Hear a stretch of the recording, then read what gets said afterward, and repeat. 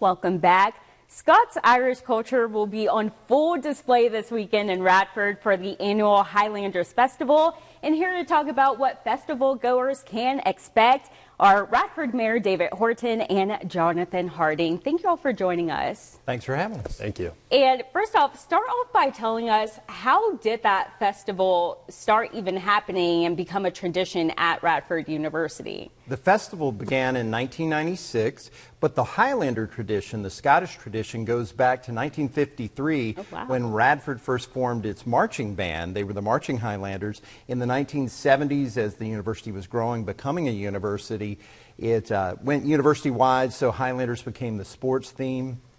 And all of that moved to 1996 when the Highlander mascot was introduced and the festival began. And it's all been a part of the homecoming celebration in the past. It's part of homecoming again this year. And so all Radford alumni, all Radford students, come on out and be a part of it all. Oh yeah, we have to make it out. And talk about the significance of showcasing this culture and really inviting the community into this immersive experience. Well, a lot of people in the region, in the Valley of Virginia, have Scottish and Irish heritage, Celtic culture, and even if you don't, we want you to come out and be a part of it. This year we have 20 different groups, families that are part of the Scottish culture, and we also have, of course, the Radford folks who are all part of the McFarland culture, which is the official Radford tartan. But it's a really neat way to find out a little bit about your heritage and your roots, especially if you have that Celtic piece. Yeah, which is so important. And people are going to be seeing live music, they're going to have games, and a big thing that y'all will be having is the traditional athletic competitions. How is that? Talk about what, all goes into that. Jonathan's our athletic director. This is his first year as athletic director, right. so tell him a little bit about it. Yeah, so we're going to have multiple competitions out on the field. Actually, we'll have the traditional Highland games, which you'll have things like the stone put, which is the precursor to like the shot put. We'll have weight throws, the caber, the big telephone pole that you'll see athletes try to flip end over end.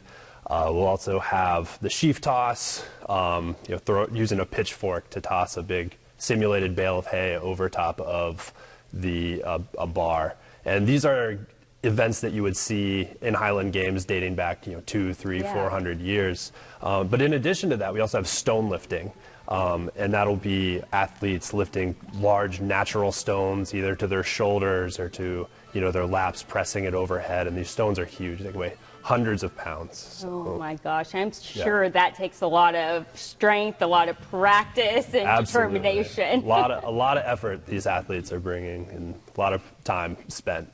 Yeah, and I'm assuming that's a big part of this festival that people look forward to watching. It is a huge part of the festival, but it's really the centerpiece of an amazing time with music and food. We have 57 different vendors, so you have lots of different food and crafts and activities. Allie the Piper, who's a big internet sensation across all the social media platforms. She has over 5 million followers.